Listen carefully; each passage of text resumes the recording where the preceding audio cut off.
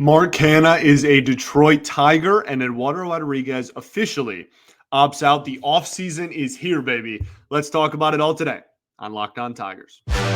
You are Locked On Tigers, your daily Detroit Tigers podcast. Part of the Locked On Podcast Network, your team every day.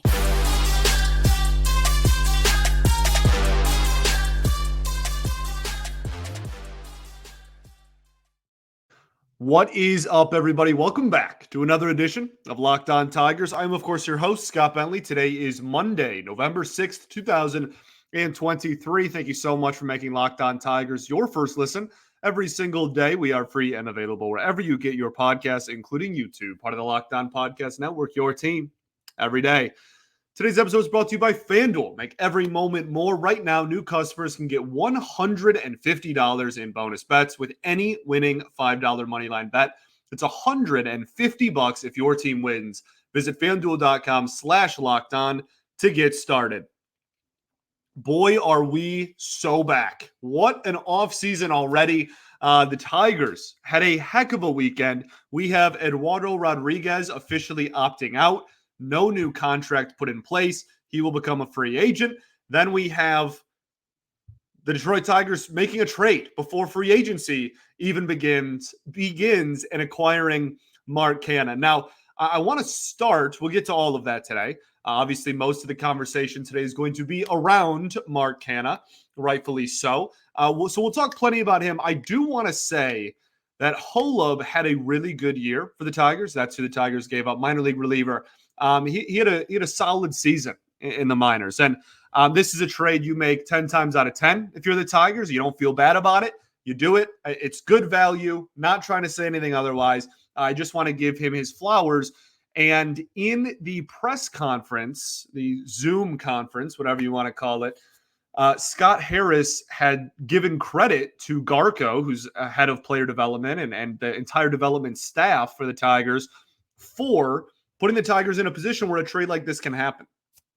This is, again, we talk about it all the time. The pitching development for this baseball team has improved greatly over the last several seasons and is now at a point where the Tigers are developing players and putting players in a position where they're having career years and like career years in the minors, whatever that's worth to you. But they're taking big strides forward developmentally to the point where they have value to other organizations. And like, I know that sounds like the bar is on the floor, but like given where the team was for like a long time, the bar kind of is on the floor. And the fact that we have players who have value to other teams while still holding on to and having players that have value to us that we want to keep and develop and see what happens with is very, very, it's a good sign of a healthy organization. So not that Holub would have been, like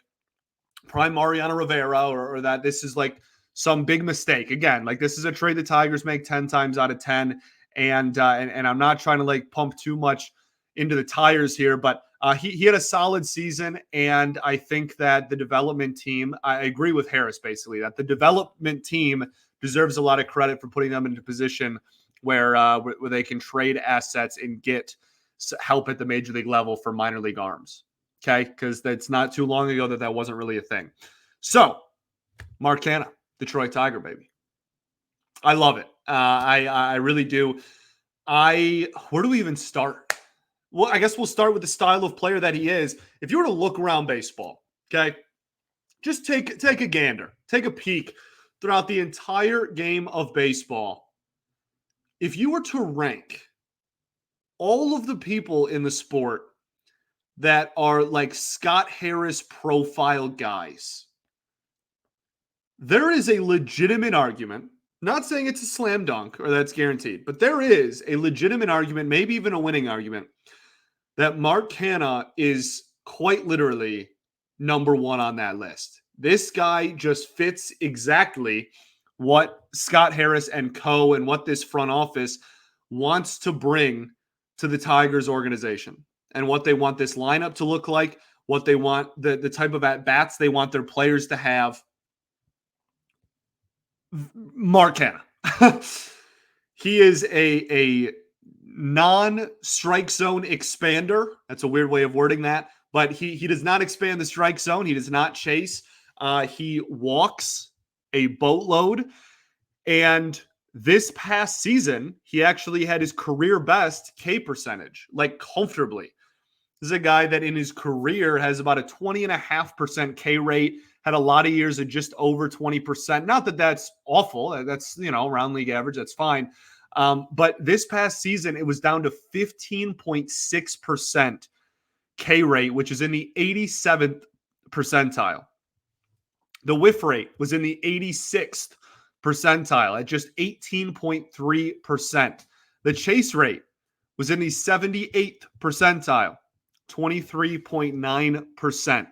And the walk rate was 9.7%, which is just under 10%, pretty par for the course for his career. Now, we'll talk about I guess we can transition that into his career.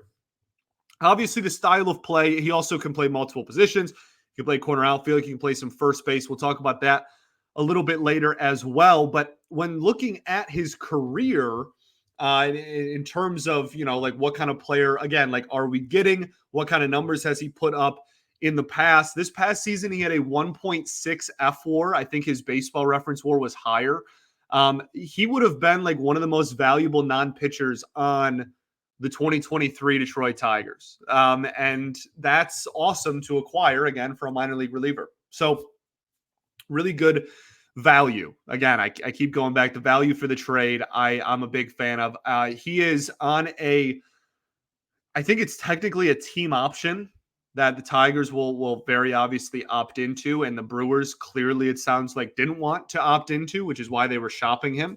It'll be $11.5 million for 2024, and next year will be his age 35 season. So a veteran, not going to be some long-term piece, but as far as the short term next year, again, he fits exactly what this team wants to do. And looking back at his career, now that my ADHD brain train of thought there is back on the rails, looking back at his career, he'll run into some power too. And I'm not even going to include the 26 home run juiced ball season of 2019 because that's not going to happen. He's not going to hit over 25 homers for the Tigers.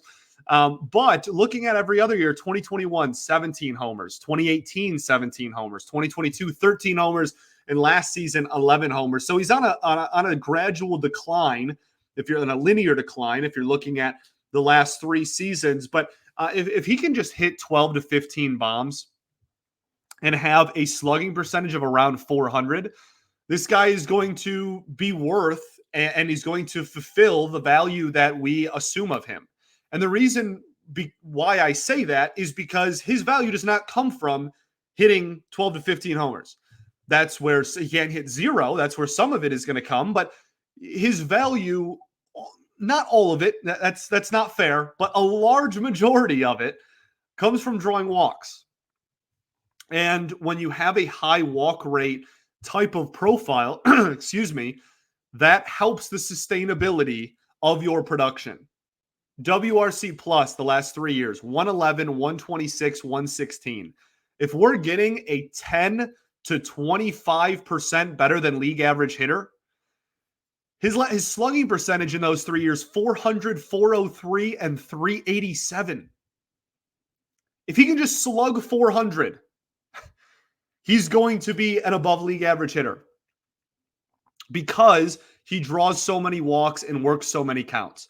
The batting average in those 3 years, 262, 266, 231. He's a career 250 hitter, about as average of a batting average as you can have. But he is an OBP king. He is an on-base percentage machine. And that is I mean, look, we have an example on our own team, right? Javi Baez had a high OPS for a lot of years. It was mostly due to his high slugging percentage. He had a slug well into the 500s in his MVP years, sometimes even in the low 600s. And that's why he was able to have such a high OPS with a sub 300 OBP, right? Mark Canha comes from drawing walks. And the ceiling is not like an 850 OPS. He's not going to come in here and his OPS the last 3 seasons, 755, 770, 745. He's not going to come in here and be an all-star caliber hitter, but he's got a high floor that is very repeatable and sustainable because he takes very professional at-bats and he draws a boatload of walks, and that's why Scott Harris loves him. That's why we're going to love him, and that's why a lot of people are really excited about this move. Let's keep the ball rolling. We'll talk about the 2024 outlook for him, where he's going to slot in defensively, his role on the team, etc. We will do that right after I tell y'all about our friends over at FanDuel. The NFL season has obviously kicked off. We're in the thick of things here, and right now, new customers can get $150 in bonus bets with any winning $5 moneyline bet. That's $150 if your team wins. If you've been thinking about joining FanDuel, there's no better time to get in on the action. The app is so easy to use. There's a wide range of betting options, including spreads, player props, over-unders, and so much more. Okay, there's a lot of fun props out there. That's like the most fun thing for me to look at. We usually do on this show and on Locked On Red Wings with Brian, like a preseason, FanDuel odds type of episode where we look at some of the like player prop odds for awards and for the Tigers specifically and for the Wings. I think the craziest one I ever saw was, well, it's not ever because it happens every year. It's just like a testament to how good Connor McDavid is. But when you look at the preseason props for who's going to lead the NHL in points, it's not a list of like 10 players. It's Connor McDavid, and then it's the field, and Connor McDavid is minus money. Remarkable. A lot of fun stuff with the NFL too. Great time to get in on it about halfway through the season. MVP props are obviously in full swing, changing all the time. So be sure to visit FanDuel.com/lockedon and kick off this NFL season. FanDuel, official partner of the NFL. All right, everybody, welcome back here. Third and final. No, segment 2. Just kidding. Jumped the gun a little bit. I don't want to get rid of you. Second segment here, Locked On Tigers. Appreciate y'all for tuning in, making us your first listen every day. Shout out to the everydayers that do tune in every day. We'll be back tomorrow in off-season mode, baby. We got some more discussions to have, some more options that we still have to go over. Carson Kelly, Javi Baez, etc. Those decisions still have to be made at the time of this recording. We got off-season, like free agency conversations. We got qualifying offer conversations. We're here. We're so back. Full off-season mode. And the Tigers waved a big flag that said the offseason is here and traded for Mark Canha before free agency even starts from the Milwaukee Brewers. Interesting to see what the Brewers do from here on out really quickly. I think there's a chance that this is like the start of maybe not like a full teardown. Really, the biggest sign will be what they do with Adames and then the three pitchers, right? I think that's going to be like the biggest sign of how they feel about their future. But again, Mark Canha is like a above league average hitter and has been for like most of his career, at least since he's been established. So kind of fascinating to see where they go from here, but not wanting to pick up an $11.5 million option for a guy who consistently has given 1.5 to 4 WAR every single year since 2018 is pretty telling. I think. I think that's a pretty telling decision by their front office. Another thing that kind of excites me, or maybe excites isn't the right word, but gives me reassurance with Canha is that he has reinvented himself before. And like, I'm not asking him to reinvent himself. I love the hitter that he is. I want him to do that, but he's not afraid to make adjustments. This is a guy who at 26 years old was like a low walk rate type of like hitter that would run into a few more homers, had a little bit of a higher slug, and was pretty solid, but then like didn't get another full season under his belt until 2018, like until he was 29 years old. And even that season didn't have like a really high walk rate. It wasn't until he was 30 that he had like a full season with a really high walk rate, a lower K rate. And that was his 4-win season was 2019. And then, he's been the same type of player for the last 4 seasons, 5 seasons since then. But it's reassuring to know this dude's not afraid to make adjustments. He's going to go up there, and if there is a change in approach that he needs, he's not afraid to do it. And, he's proven, again, kind of like reshaped his entire career at 30.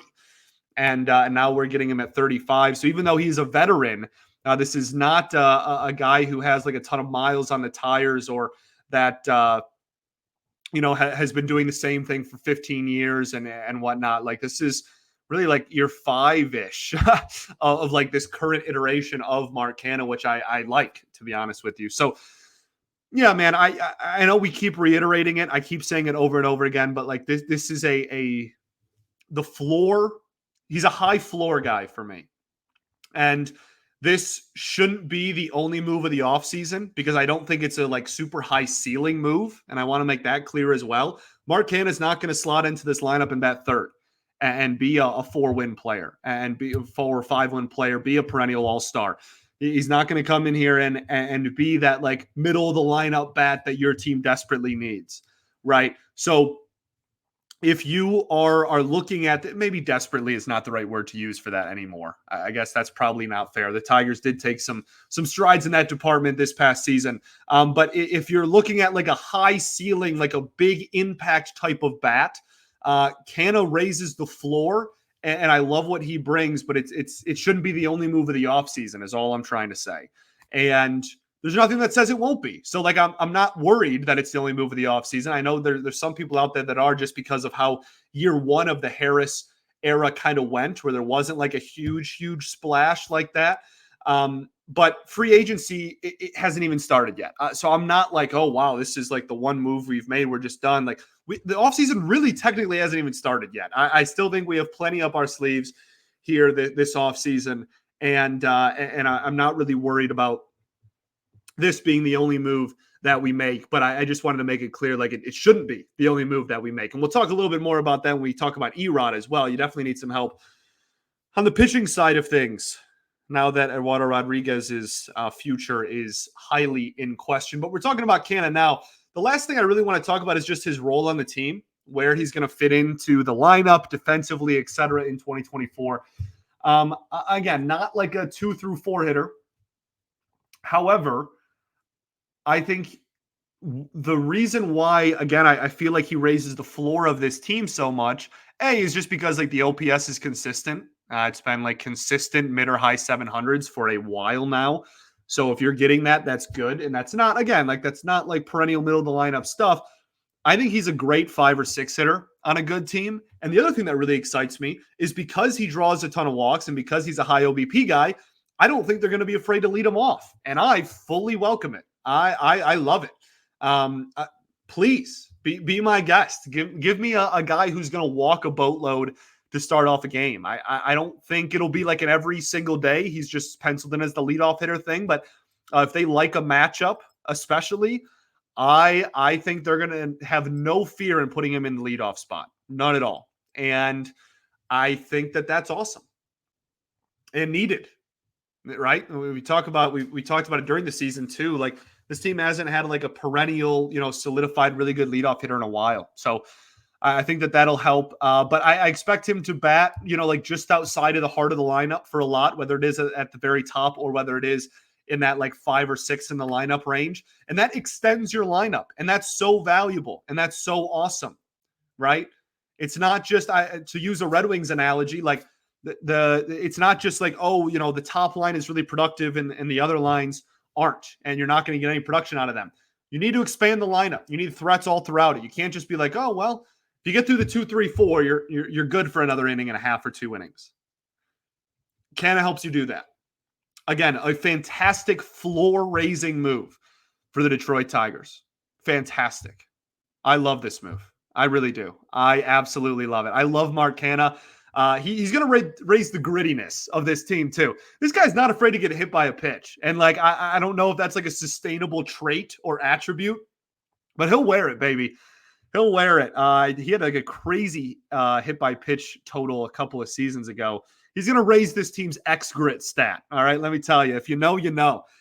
So yeah, he's just a gritty ball player. And the last thing I do want to talk about is defense. I've said that like 4 times and then the ADHD happens. We'll talk about that right after I find the cool video, right after this.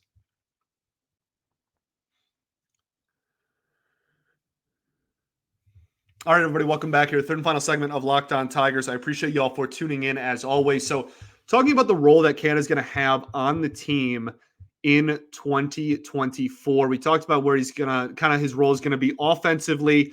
He's pretty consistently around 60 RBIs as well, which again, like no fear putting him in the middle of the lineup there. Talking about defensively is where I think this is pretty fascinating. He's not a minus defender, but he's not a plus defender either. No, he's a slight minus defender. He's around net zero, if not slight minus. Okay. He's a plus defender in one of the corner outfield positions. He's a minus in the other. He's about net zero at first base. He's played some center when he was younger. He's played some third in his career. The Tigers love that. And the biggest takeaway I have from the press conference, aside from the fact that Canha just sounds like an awesome guy, he said he's really excited. He thinks we can get to the top of the mountain. There's a really talented group of young players here. He wants to be that veteran presence in the clubhouse. Said all the right things. Very excited about how he's going to fit into this team.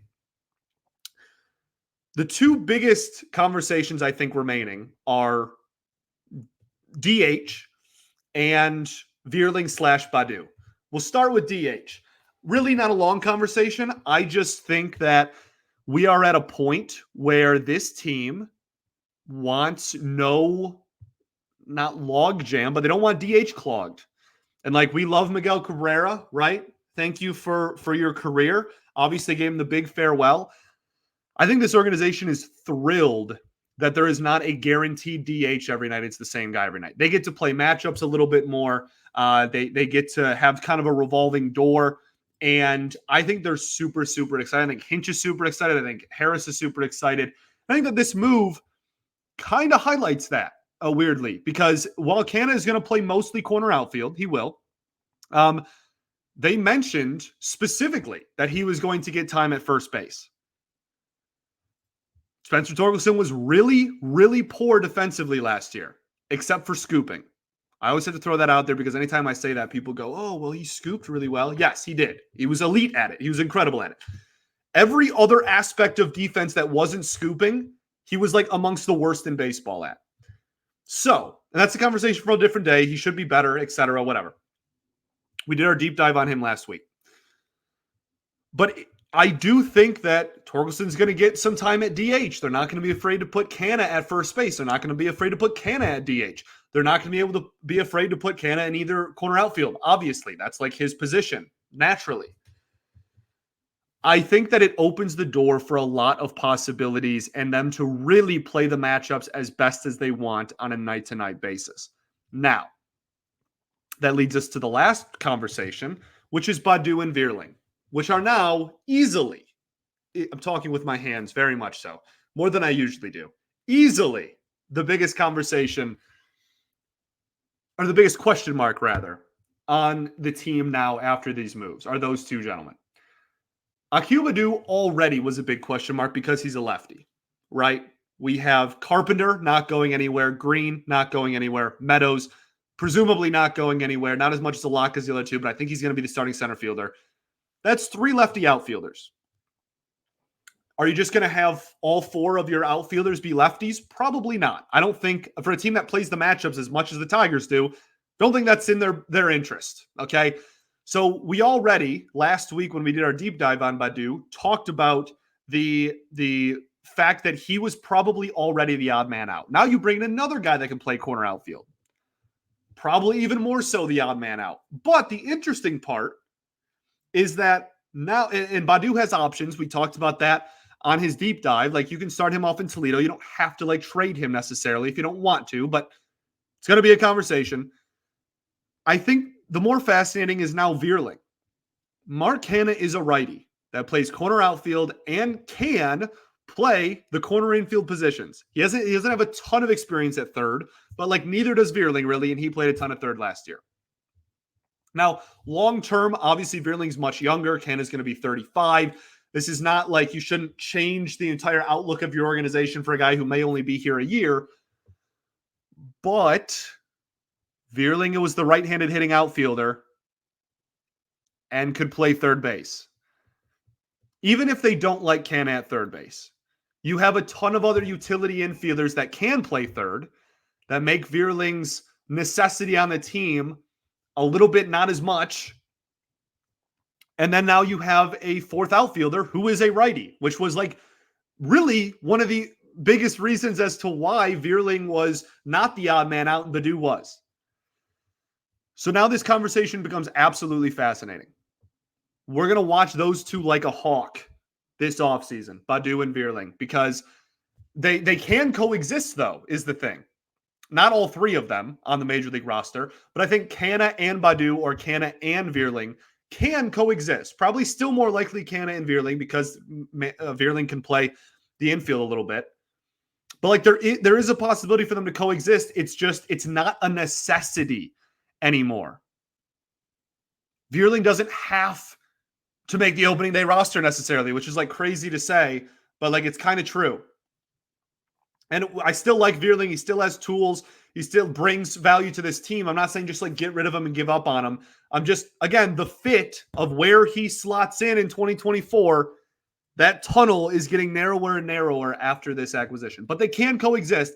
And my money right now would still be for them to coexist. I'm not, again, not making any proclamations here. Not saying it's impossible before you get upset. Not saying that it's not going to happen even. I still think it is. But it's not guaranteed either. So we're going to watch those two very, very closely. Some really interesting conversations ahead with those two gentlemen. The last interesting conversation we have today is Eduardo Rodriguez. I don't have a ton to say about it, which is why we're just kind of slapping on 5 minutes to the end of here. Eduardo Rodriguez opts out. Bop it a boopy. Like, I don't know, man. Like, this is like not surprising. We've been talking about on this show that he was going to opt out since like February. So the opt out is not the surprising thing in a vacuum. The news here is that by the deadline, there was no second deal made. There was no new deal that was made. That's obviously the news. And the fact that there isn't one means that the odds of him returning just took an absolute hit. Not because of the opt-out, though. Because no new deal was in place. Again, he was always going to opt out. And the Tigers were negotiating reportedly. And here we are. So we have no clue what his future is going to look like. The only other thing I really have to say about it is, I said the only other thing, and now I'm listing off two things. This does not mean he's guaranteed not coming back. Is it likely? I'm leaning towards he's not coming back. I've been leaning toward that for a while now. This just makes it even a higher likelihood to me. That's where I'm at. I don't think he's going to be back next year, but it doesn't mean it's impossible. He's a free agent. Anybody can talk to him. The Tigers can still talk to him for the next couple of days until he until free agency officially begins. There's still time to bring him back. Not likely, but this is not just like, oh, he declined the option, he's going to be a free agent. There's a 0% chance either. That's all I'm trying to say. The main thing I want to say is, whatever your opinion of, there's a lot of people that are really mad at Erod, and there's been a lot of stuff that's obviously happened off the field with Eduardo Rodriguez over the last couple of years. I am not here to talk about that. I'm not talking about like why he missed time and like his timetable and like and the no trade clause and like all that stuff. On the field, this guy is the only proven person in your entire rotation that has consistently or multiple times in their career given you even over 150 innings, nonetheless 170, 180, 200. That is something you have to address. As much as I talked about earlier, I love the way the development staff for the pitching development has gone in this organization. That's obviously true, but injuries are not something that's like a part of like that development. Like, injuries happen all the time to pitchers everywhere in baseball. And it's more prevalent now than it ever has been. And innings eaters are becoming fewer and fewer. You cannot just let Erod walk and then walk into next season with the rotation at hand. You can't. You will be pitching 4 bullpen days a week by June. I promise you. I promise you. Okay? So you have to go replace him. Replace him in the aggregate. No, you have to replace him, though. You have to. And that is now like one of the biggest priorities of the offseason. Am I like heartbroken, or like do I think that this organization is set back by Erod leaving? No. I'm fine with it. I'm totally cool with it. Genuinely.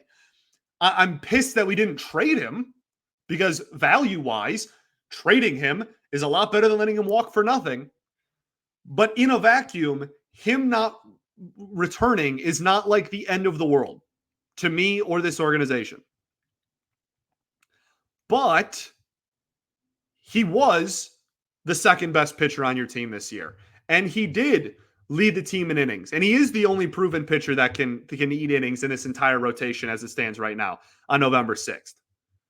So if you let him walk, you best have some opinions on some pitchers to go to when free agency starts. And as much as I've given a hard time to this free agency class because offensively it's not that good, it's super weak offensively, it's not that bad pitching wise. You have Snell, you have Nola, who I really like and would love to get here, a guy who is going to give you a ton of innings.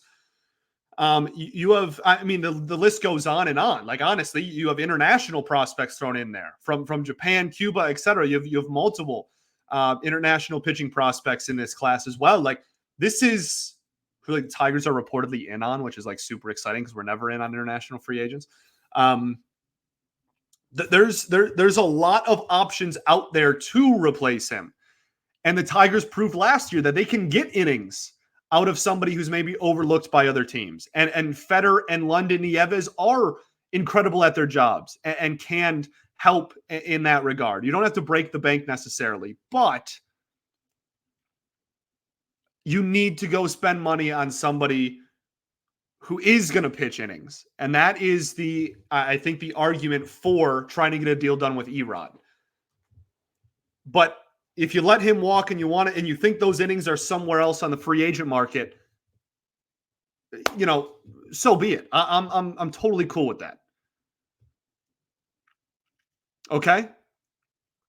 So Erod probably gone, not guaranteed, but probably gone. Not the end of the world for the Tigers, but they have to be active in free agency. They're going to have to actually spend money in free agency to fill that void. They're going to need innings, which they're losing. I already wanted them to get innings before officially losing Erod. Now you really, really need innings. Like, I want multiple people that are proven and are going to eat innings this year. So you need to do that. And Mark Canha is a Detroit Tiger, which rocks.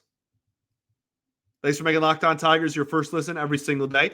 Shout out to the everydayers that do tune in every day. We'll be back tomorrow, baby. Fully in off-season mode. We still got some player options to talk about. Javi and Kelly have not been announced at the time of this recording, so we'll talk about that. A lot to discuss. Free agency is only in a couple of days. We're here. We're so back. All right. Peace and love. Going to therapy's dope. I'll catch you all then, baby. Go Tigers.